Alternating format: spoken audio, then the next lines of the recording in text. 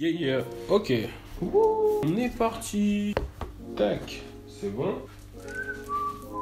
Yes. Ah là là. Salut les gars. Je m'installe et on est parti.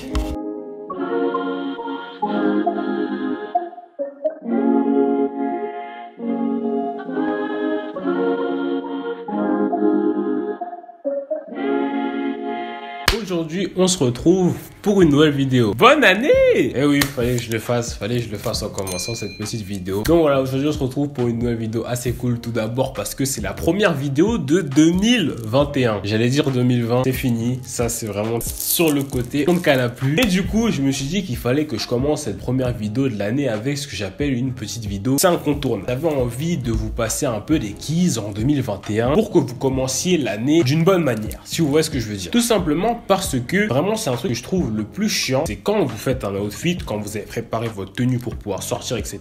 et que vous sentez que votre tenue est quand même suffisamment, voilà, tu te sens BG, concrètement tu te sens BG. Mais lorsque tu fais une photo de ta tenue, bizarrement c'est pas la même chose. Et ça c'est un truc que j'ai horreur parce que la plupart du temps quand je fais des outfits, ce qui est vraiment important c'est aussi de l'autre côté la manière dont je vais être pris en photo, dont je vais pouvoir le partager, et aussi tout simplement parce que c'était un truc qu'on m'avait demandé encore une fois sur Instagram, on va demander en DM, Lenny, comment est-ce que tu fais lorsque tu prends tes photos pour Instagram, etc. Donc je me suis dit que c'était bien de commencer l'année avec une petite vidéo. Donc dans cette vidéo, je vais essayer de vous montrer comment faire les meilleures photos Instagram possibles, comment poser, etc. Je pense que ça peut être une bonne petite vidéo. Je sens que ça peut intéresser beaucoup de gens parce qu'il y a beaucoup de gens qui prennent des photos. Il y a beaucoup de gens, j'ai vu, qui ont des outfits plutôt stylés sur Instagram. Et pour ceux qui ont envie aussi de se lancer dans ce petit univers-là de la photo, parce que c'est un truc assez cool quand même, c'est une bonne expérience. Et ben du coup, cette vidéo est faite pour vous. Donc voilà, sans plus tarder, je vais arrêter de parler. Je pense qu'on peut commencer la vidéo. C'est parti. Donc oui, voilà, comme je l'ai dit précédemment, dans cette vidéo-là, je vais essayer de vous donner toutes les recettes, toutes les clés pour pouvoir faire les meilleures photos Instagram possibles. Vraiment, je suis vraiment content. Petite parenthèse, j'espère que les fêtes se sont toujours bien passées. Franchement, ça me fait super plaisir de vous retrouver parce que c'est une nouvelle année, nouveau début. Bref, il y a beaucoup de choses qui vont se passer. On quitte une année qui était quand même assez compliquée. Du coup, j'espère que ça va être un peu mieux. Mais du coup, voilà. Donc, pour commencer cette vidéo, j'ai essayé de diviser cette vidéo en 3 points. Je me suis pas trompé, on va tester, mais sûr de rien. Ouais, c'est ça, 3 points. Ouais, c'est ça, 3 points avec des sous-parties. On dirait que ma vidéo est une dissertation, mais j'avais envie de vous dire, fallait être un peu organisé, sinon ça allait partir en cacahuète. Tout d'abord, on va commencer avec le premier point super important de la vidéo, c'est avant de faire une photo, il s'agit de passer à l'étape de la préparation. C'est super important. Donc voilà, l'étape de la préparation, c'est une étape qui est vraiment importante parce que c'est ça qui va poser un peu le cadre concernant votre tenue. Alors, avant de commencer la vidéo, je tiens à vous dire que ce que je vous explique là comme ça, c'est de manière très décomposée. Mais vous allez vous rendre compte que, en fait, la plupart du temps, ce que je vous dis, vous le faites déjà naturellement. Il y en a beaucoup d'entre vous qui le font déjà. Mais là, je le décris de manière à pouvoir séparer les étapes au cas où il y a des gens vraiment qui ne savent pas par où commencer et pour pouvoir faire le truc de manière assez carrée, si possible. Pour ce qui est de la préparation, d'ailleurs, un premier point qui est super important, c'est pour commencer. Je vais faire une photo. Mais Lenny, où est-ce que je fais ma photo? Donc voilà, le truc aussi qui est super important dans la préparation, dans un premier temps, c'est l'endroit. Parce que l'endroit, ça définit un peu le mood de votre photo, ce que vous aimez. Et c'est un des premiers conseils que je vais vous donner pour ce qui est de l'endroit. Faites-vous kiffer en fonction de votre outfit. Regardez, si vous avez envie de mettre des couleurs dans votre fond, vous pouvez mettre des couleurs. Si vous avez envie d'avoir un truc un peu plus neutre, vous pouvez avoir, je sais pas moi, une porte ou un panorama derrière vous. Tout dépend de vous. Et je vais vous passer une petite astuce. C'est vraiment un truc qui m'a vraiment sauvé la vie. C'est une application qui va vous permettre de trouver des spots que vous aimez dans les grandes villes. Alors je sais que c'est pour l'instant c'est dans les grandes villes. Je sais qu'ils essaient de faire un peu le taf de mettre dans les autres villes autres que Paris, Lyon, etc. Mais voilà, je vais vous passer l'application quand même. Ça s'appelle Spot Air ou Spot Air, Spot. Toujours un problème avec les noms, ça va pas changer. Ça va vous permettre de prendre des photos dans les endroits où vous aimez parce que ça essaie de catégoriser différents spots pour faire des photos des endroits sous des différentes sous-parties, que ce soit architecture, design, color block, plein de trucs différents. Et je sais que c'est un truc qui m'a beaucoup aidé. Mais en général, l'endroit, c'est vraiment un point super important parce que c'est ça qui pose le cadre quand je l'ai dit précédemment. Et du coup, si vous avez un bon endroit, déjà, vous pouvez espérer faire une photo qui est quand même assez stylée. Ensuite, s'il y a un autre conseil que je pourrais vous donner, c'est tout simplement, toujours dans la préparation, c'est de penser à prendre un item supplémentaire. Alors ça peut être une paire de chaussures supplémentaires, une veste, une casquette, des paires de lunettes, je ne sais pas. Et vraiment un item en plus au cas où. Si vous trouvez que par exemple vous avez un outfit, supposons que lorsque vous faites la photo, finalement ça vous plaît plus. Vous savez que vous avez quand même un truc supplémentaire, ça va vous permettre de tester. Et peut-être que ce truc là, ça va mieux marcher avec la photo que l'autre. Et au pire des cas, si vous aimez les deux, ce qui est cool maintenant avec Instagram, etc., c'est qu'on peut mettre des posts avec, vous savez, des posts épinglés, etc. Vous pouvez mettre les deux photos que vous avez aimées avec un article avec l'autre. Je vais vous dire, mais attends, il a pas changé de truc là? Effectivement. Du coup, je sais que ça m'arrive souvent ça, la plupart du temps. C'est pour ça que j'ai toujours une casquette, tout ça. J'essaie toujours de ramener un petit truc au cas où, peut-être pas, ça arrive pas tout le temps. Mais si vous hésitez un petit peu, un petit item supplémentaire, ça peut vous sauver la vie. À des petits moments comme ça arrive. Ensuite, pour ce qui est d'un conseil encore supplémentaire, pour ce qui est de la préparation, c'est vraiment un truc qui est super important quand on fait de la photo en général. C'est le climat dans lequel on fait la photo. Donc vraiment, ce qui est cool, c'est si possible, si vraiment je dis si possible parce que ce serait vraiment dans l'optimal. Quand on fait des photos, ce serait de shooter à la lumière naturelle. Parce que à la lumière naturelle, c'est là où vous êtes vraiment le plus beau, c'est là où vous ressortez le plus, vous êtes glowing, vous êtes tous les plus BG à la lumière naturelle. Si vous faites ça vraiment en outdoor, un peu dehors, etc., bonne lumière, vraiment dans l'optimal, ce qui serait cool, c'est d'avoir un ciel un peu nuageux parce que le problème avec les ciels ensoleillés, etc., c'est que la lumière, elle se diffuse de manière un peu hétérogène, c'est pas homogène en fait, ça veut dire qu'il y a plus ou moins de lumière dans un coin que dans un autre, alors que quand la lumière c'est nuageux, eh bien la lumière se diffuse de manière plus soft, c'est plus doux sur votre peau, etc., plus pleine, c'est plus homogène, c'est plus stylé. On croirait qu'on est dans Arte quand je parle de météo, mais je vous jure que c'est super important. Bon, après vous allez me dire, là ça tombe bien parce qu'on est un peu dans la période où il commence à faire un peu gris, donc pas besoin de se préoccuper de ça, mais quand ça va être l'été, etc., si possible, si vous voulez avoir une luminosité un peu optimale entre guillemets, essayez de shooter soit le matin ou alors l'après-midi, mais genre fin de l'après-midi, vous savez, la golden hour, etc. Alors bien sûr, il y a des gens qui vont me dire, oui mais Lenny, moi j'ai la flemme, comment ça, j'attends 18 heures pour prendre une photo, etc. Calmez-vous, je vous comprends. On fait avec ce qu'on a, bien sûr, mais juste un truc pour vous dire que faites attention à la lumière, à la luminosité. Donc c'est pour ça que quand je vous dis la lumière naturelle, c'est super cool. Mais si vous pouvez pas, écoutez, vous shootez dans le midi et ce que vous pouvez faire, c'est essayer de voir un peu avec ce que vous avez, vous placer à certains endroits avec plus ou moins de lumière et vous voyez en fonction. Et normalement, ça devrait faire l'affaire. Comme ça, au pire des cas, vous jouez un peu avec les ombres. Je pense que vous arriverez quand même à trouver une bonne luminosité dans votre photo et vous allez voir que ça va un peu vous sauver la vie. Maintenant, on va passer au deuxième point. Ça y est, on a le contexte, on a l'endroit, on a la préparation. Maintenant, on entre dans le vif du sujet. On est vraiment dans le centre de la photographie, à savoir le posing. Et là, c'est le moment où votre jeu d'acteur est lent, comment vous allez poser devant la caméra. Sauf que bon, nous ne sommes pas tous des mannequins, donc il faut bien trouver des astuces pour pouvoir faire des poses assez stylées sans avoir l'air d'être complètement figé. Je vous comprends, c'est compliqué. Mais vraiment, s'il y a un truc qui peut vraiment influer sur votre photo sans même avoir à poser, c'est vraiment tout simplement la position de votre téléphone. Parce qu'une photo peut être complètement dégueulasse à partir du moment où votre téléphone n'est pas droit, forcément. C'est un des conseils que je vais vous passer concernant tout ce qui est pose, etc.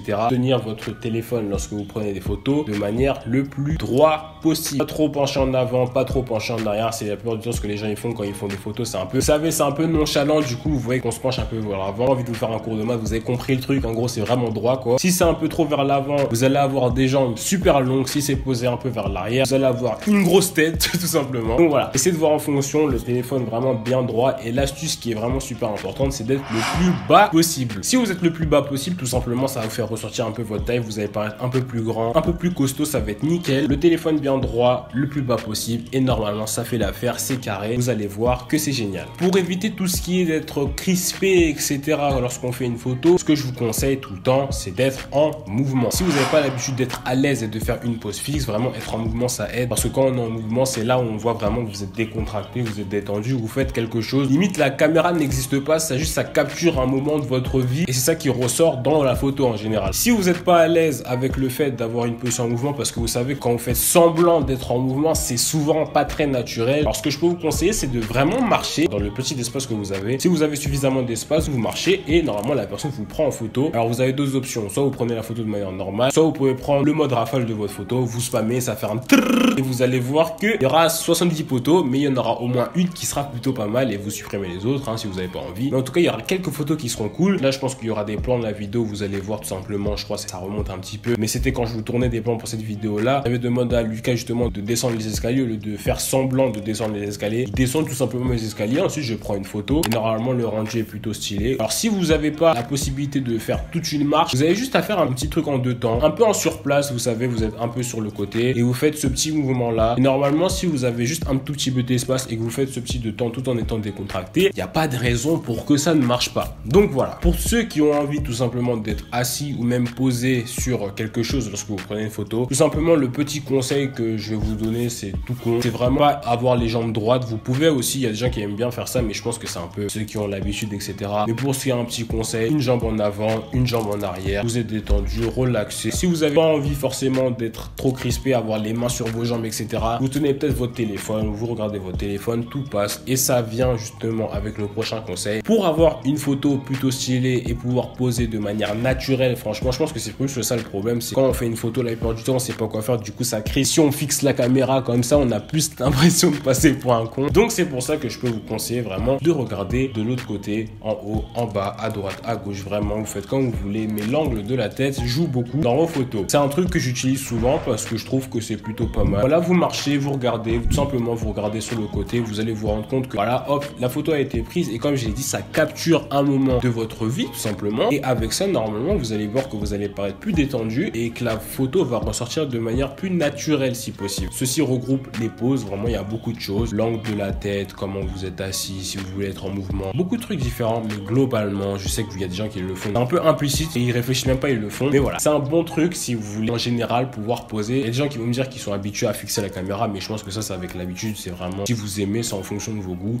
Et franchement, faites-vous kiffer. Ça, c'est un peu le dernier point bonus pour tous ceux qui veulent pousser un peu le délire un peu plus loin, qui veulent un truc un peu plus carré. Alors, ce que vous pouvez faire aussi quand vous faites vos photos, lorsque c'est bon, vous avez l'endroit, la préparation, vous avez fait vos photos, ça y est, c'est bon, on est à la partie post-production. Si vous avez envie de changer un petit peu quelques petits trucs, ce que vous pouvez faire, c'est que vous pouvez peut-être, l'angle de la photo, il y a des fois, le mur, en fait, je sais pas si vous vous rendez compte, mais il y a un peu des lignes horizontales et des lignes verticales, et vous allez vous rendre compte que des fois, en fonction de la photo, le mur, il est penché. Donc, ce que vous pouvez faire, c'est que vous avez votre photo comme ça, hop, vous pouvez faire même manuellement avec vos trucs de votre photo, hop, on réarrange comme ça, la porte est droite, le mur est droit, tout est parfait, et normalement, c'est stylé. Bon, je vous avouerai que celui-là, c'est vraiment si vous avez le temps, parce qu'on sait très bien que bon, on a un peu la flemme. Ouais, on a complètement la flemme. Mais c'est pas grave, c'est pas grave. Vous faites ça quand je pense que si vous voulez ajouter un peu plus de peps à votre truc, c'est vraiment la touche finale sur votre truc. Tout simplement, si vous avez envie de modifier les couleurs, je sais qu'il y a plein d'applications différentes. Peut-être qu'il y a un truc qui vous chiffonne dans le fond. Il y a un truc qui peut modifier les couleurs spécifiquement. Un truc que j'utilise souvent, c'est Lightroom mobile. C'est plutôt pas mal, ça marche plutôt bien. C'est un peu précis, etc.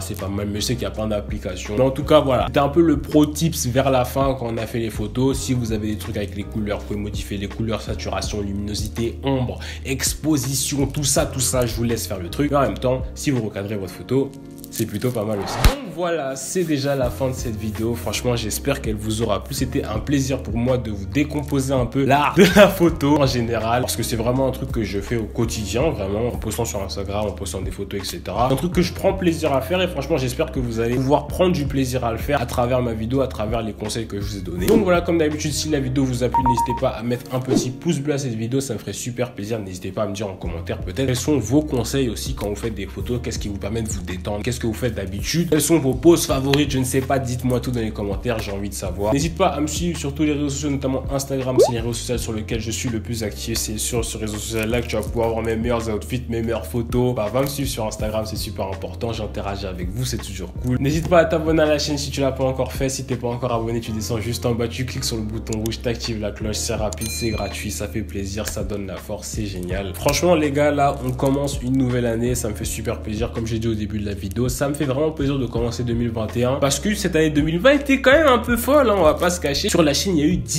000 nouveaux abonnés en un an et je trouve c'est incroyable. J'étais vraiment content, vous avez partagé l'aventure avec moi. Mais j'ai envie de vous dire, c'est pas fini et vous allez encore m'accompagner, je l'espère. Donc voilà. Donc nous, je pense qu'on va se retrouver la semaine prochaine pour une nouvelle vidéo et d'ici là, bah, moi je vous dis comme d'habitude, à la prochaine.